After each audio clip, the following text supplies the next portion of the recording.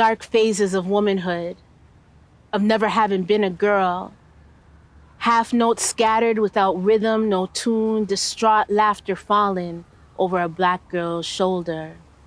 It's funny, it's hysterical. The melody-lessness of her dance. Don't tell nobody, don't tell a soul. She's dancing on beer cans and shingles. This must be the spook house. Another song with no singers, lyrics, no voices. And interrupted solos, unseen performances. Are we ghouls? Children of horror, the joke?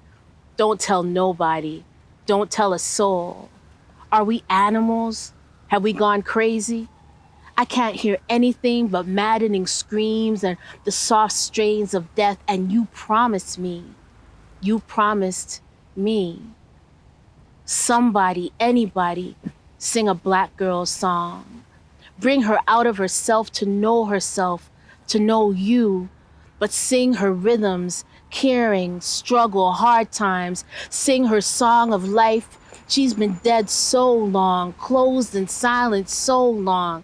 She doesn't know the sound of her own voice, her infinite beauty.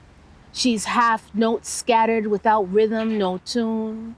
Sing her sighs, sing the song of her possibilities. Sing a righteous gospel. Let her be born. Let her be born and handled warmly. I'm outside Chicago. I'm outside Limestone City. I'm outside Houston. I'm outside West Side, Lakeshore. I'm outside San Francisco. I'm outside Manhattan. I'm outside the West End of Toronto.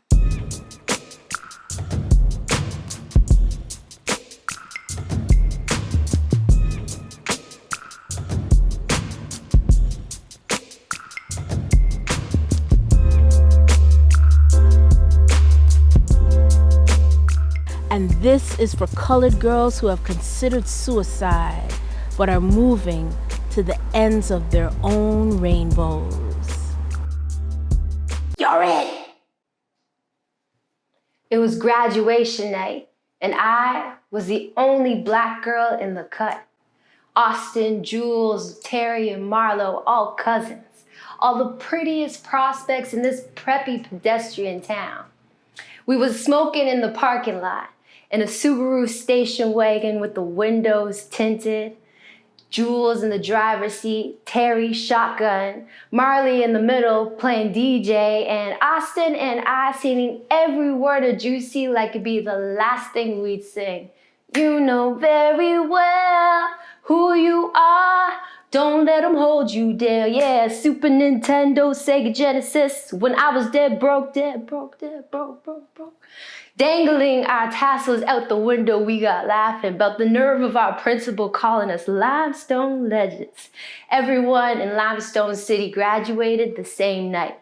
I remember we was racing to any Jeep Wrangler we saw, telling any and everyone about the party Nikki was having at her house later on.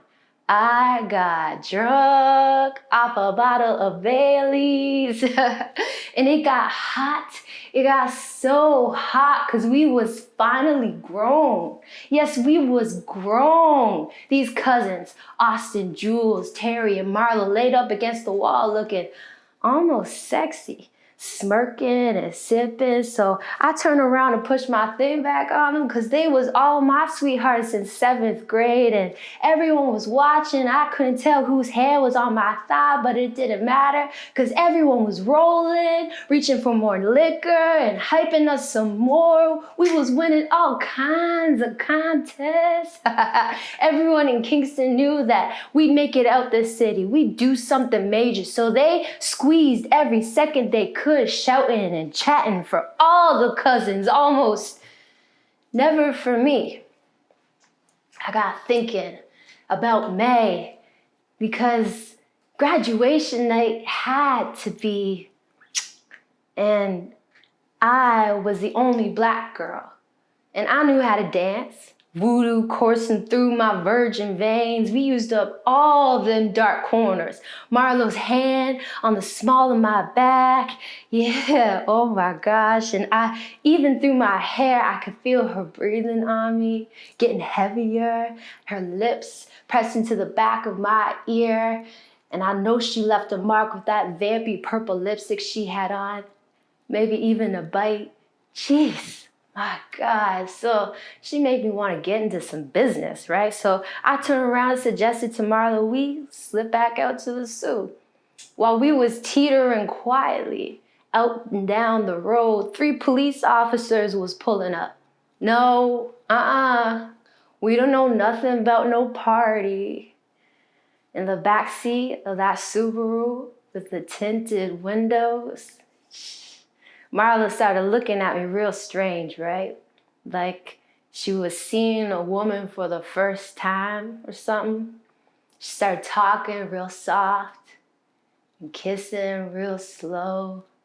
She slipped her leg around my thigh and we moved up and down, up, and down.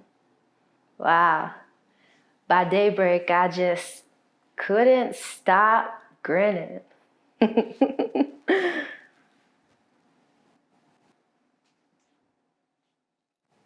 Once, there were quadroon balls, elegance in St. Louis, lace mulattoes gambling down the Mississippi to Memphis, New Orleans, ochre crepes near the bayou where the poor white trash would sing, moaning strange liquid tones through the swamps. Sashida had heard these things. She moved as if she'd known them. The silver and high tone laughing, the violins and marble floors. Sashida pushed the clinging delta dust with painted toes. The patchwork tent was polka dotted. Stale lights snatched at the shadows. Creole Carnival was playing Natchez in 10 minutes. Her splendid red garters, gin-stained and itchy on her thigh, black diamond stockings darned with yellow thread. An old starched taffeta can fell abundantly orange from her waist round the splintering chair. Sashida, Egyptian goddess of creativity, 2nd millennium, threw her heavy hair in a coil over her neck. Sashida, goddess, the recording of history, spread crimson oil on her cheeks, waxed her eyebrows, and unconsciously slugged the last hard whiskey in the glass. The broken mirror she used to decorate her face made her forehead tilt backwards. Her cheeks appeared sunken, her sassy chin only large enough to keep her full lower lip from growing into her neck. Sashida had learned to make allowances for these distortions. But the heavy dust of the Delta left a tinge of grit and darkness on every one of her dresses, on her shoulders and her arms. Sashida was anxious to get back to St. Louis. There, the dirt didn't crawl from the earth into your soul. At least in St. Louis, the grime was store-bought, secondhand.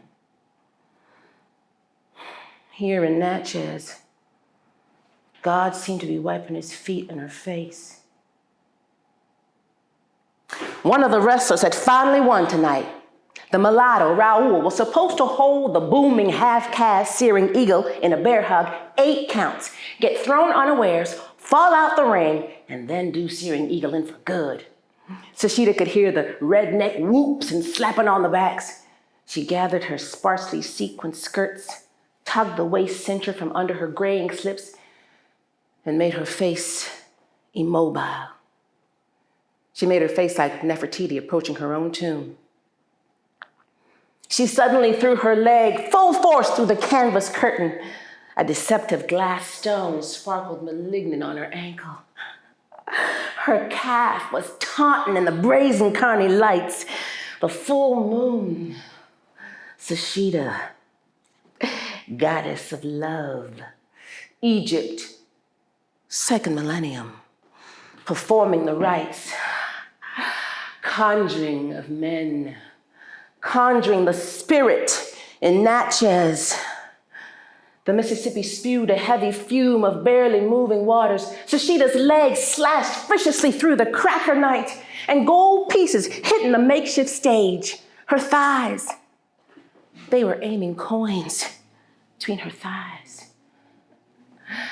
Sashida, Egypt, goddess, harmony, kicked viciously through the night, catching stars between her toes.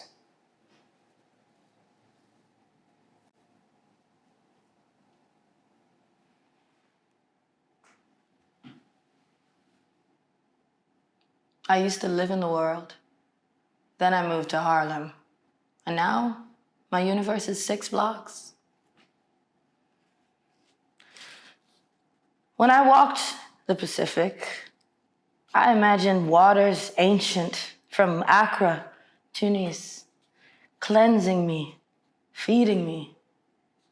Now my ankles are coated in gray filth, left to make me bleed. I used to live in the world, and then I moved to Harlem. Now my universe is 6 blocks.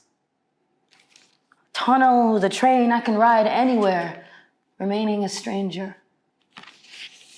No, man, you can't go with me. I don't even know you. No, I don't want to kiss you. You ain't but 12 years old. No, man, please, leave me alone. No, I can't use it. Ugh. I could stay alone, a woman in the world. Then I moved to Harlem. I come in at dusk, stay close to the curb around midnight, praying won't no young man think I'm pretty in a dark morning. Wouldn't be good at all to meet a tall, short, black, brown young man full of his power in the dark in my universe of 6 blocks.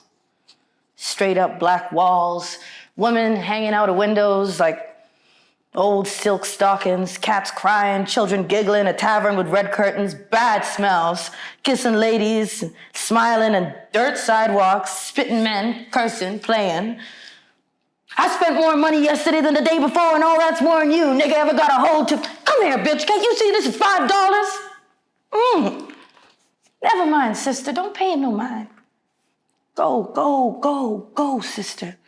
Do your thing. Never mind. I used to live in the world, really be in the world, free and sweet talking. Good morning and thank you and nice day. I can't now. I can't be nice to nobody. This is such a ripoff. Regular beauty and smiling is just a setup. I used to be in the world, a woman in the world. I had a right to the world. Then I moved to Harlem for the setup. A universe, 6 blocks of cruelty piled up on itself. A tunnel closing.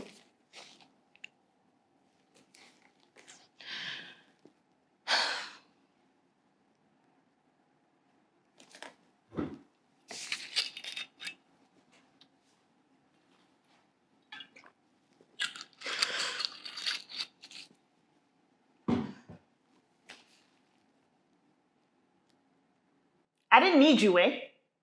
I didn't ask for you to step into my life, interrupt my grind, distract my mind.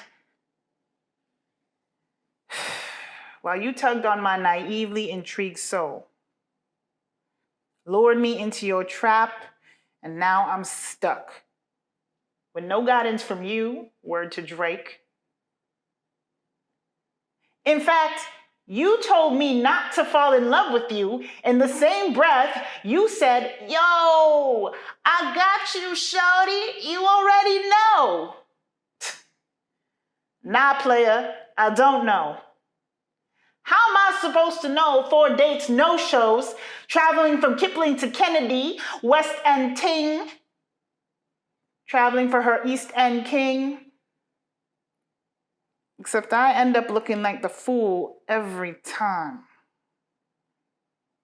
Man, if my homegirls only knew the way I bought you things, Amazon Prime that same delivery to a door that was locked even though I was knocking so hard trying to break in. They should have locked me up for multiple B&Es, my rap sheet longer than the poems I wrote for you. Alone, in rooms, just me, myself, and I,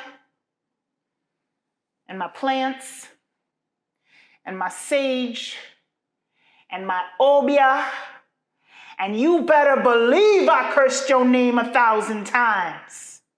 I swear to Oshun after the 1,003 a.m. booty call.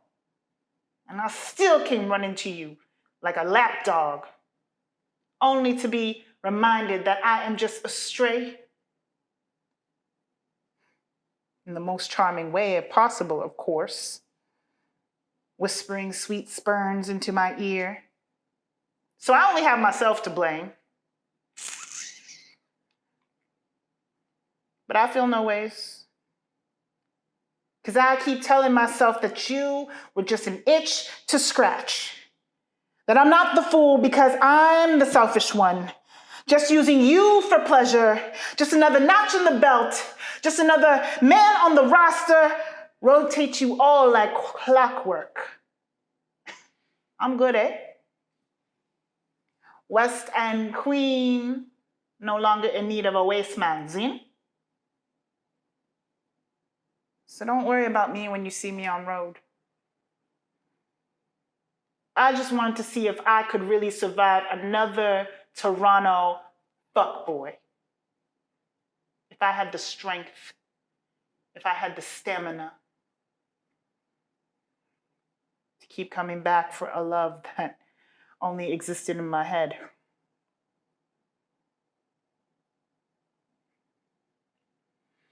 But differently still, mans like you ain't even worth it.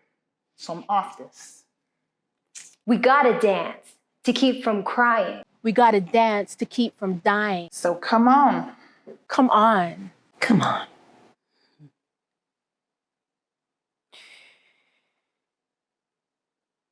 Somebody almost walked off with all of my stuff. Not my poems or a dance I give in the street, but somebody almost walked off with all of my stuff. Like a kleptomaniac, working hard and forgetting while stealing. This is mine.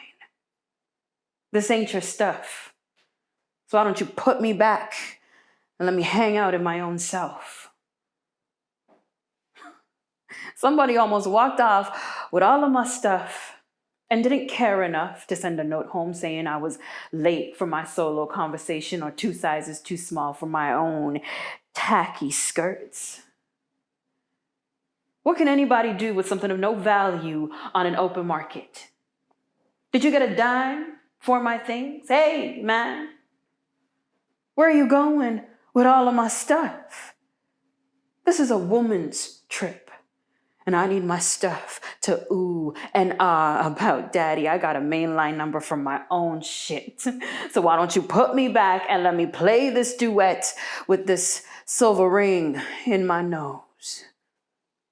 Honest to God, somebody almost run off with all of my stuff, and I didn't bring anything but the kick and sway of it, the perfect ass for my man. And none of it is theirs. This is mine. And Ntozake, her own things. That's my name. Now give me my stuff. see you hiding my laugh. And how I sit with my legs open sometimes to give my crotch some sunlight.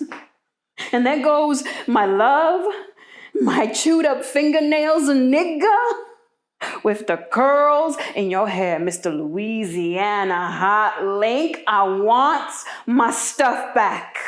My rhythms and my voice. Open my mouth and let me talk you out of throwing my shit in the sewer. I mean, this is some delicate leg and whimsical kiss I got to have to give to my choice without you running off with all of my shit.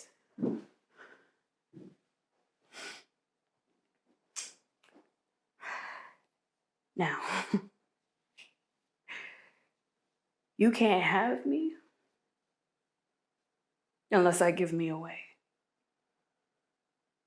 And I was doing all that till you run off on a good thing. Who's this you left me here with? Some simple bitch with a bad attitude. I want my things. I want my arm with the hot iron scar. I want my leg with the flea bites. I want my calloused feet and quick language back in my mouth. Fried plantain, pineapple pear juice, Sunra, Joseph, and Jules. I want my own things. How I lived them. And give me my memories, how I was when I was there. You can't have them or do nothing with them. Stealing my shit from me don't make it yours. Makes it stolen.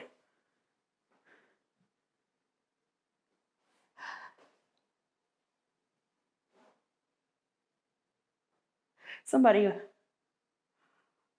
almost walked off with all of my stuff. And I was standing there the whole time looking at myself. And it wasn't a spirit that took my stuff. It was a man whose ego flew round like Rodin's shadow, was a man faster, and my innocence was a lover. I made too much room for almost run off with all of my stuff.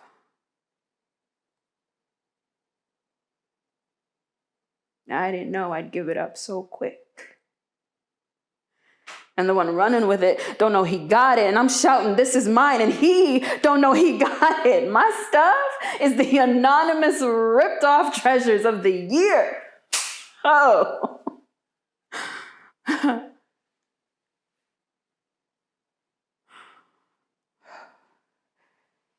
Did you know somebody almost got away with me?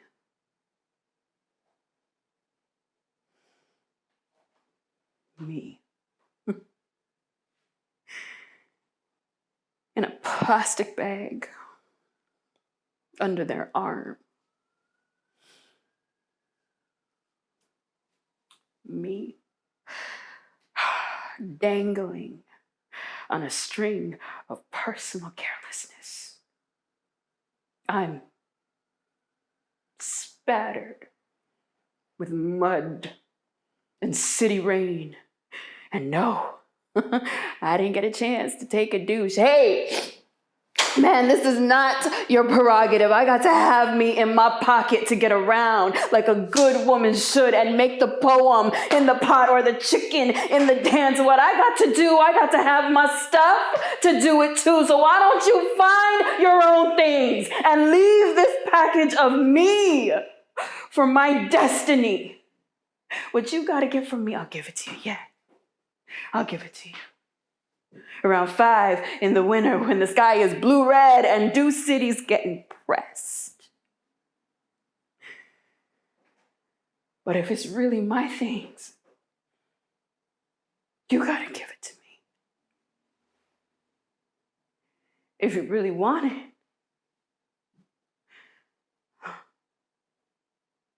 I'm the only one who can handle it.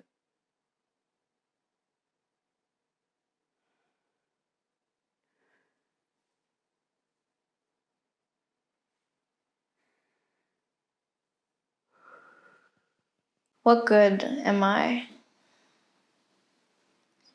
You tried to put my soul in the bottom of the ocean, and yet I found it on the bottom of my shoe.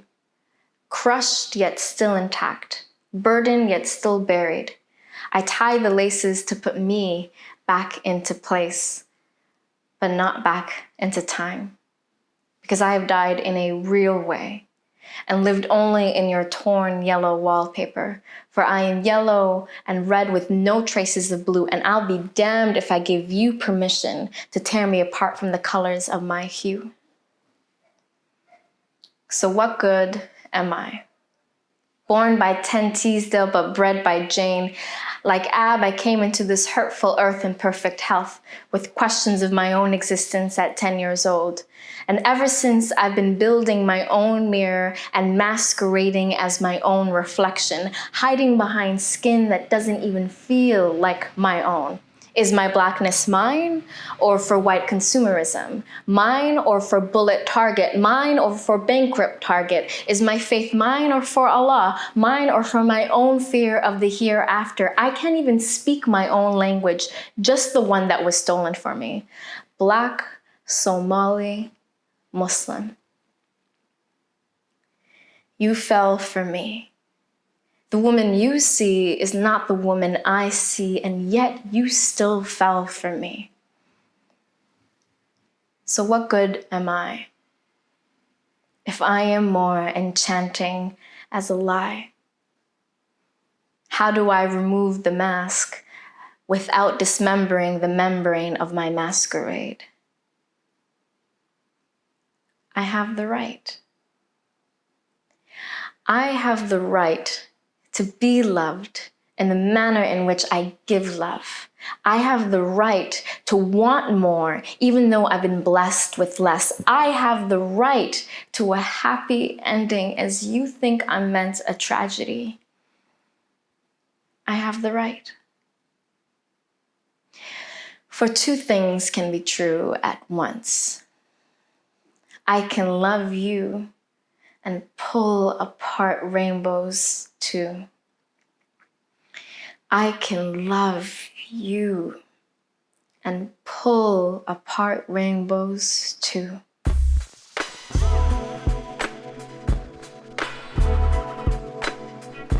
I was missing something. Something so important. A laying of hands. Fingers near my forehead. Something free. A laying on of hands. Strong. Cool. Moving. Making me whole. Pure. All the gods coming into me, laying me open to myself. I was missing something. Something promised. Laying on. I found God in myself, and I loved her. I loved her fiercely. I found God in myself and I loved her. I found God in myself, and I loved her. I found God in myself, and I loved her. I found God in myself and I loved her. I found God in myself, and I loved her. And this is for colored girls who have considered suicide, but are moving to the ends of their own rainbows.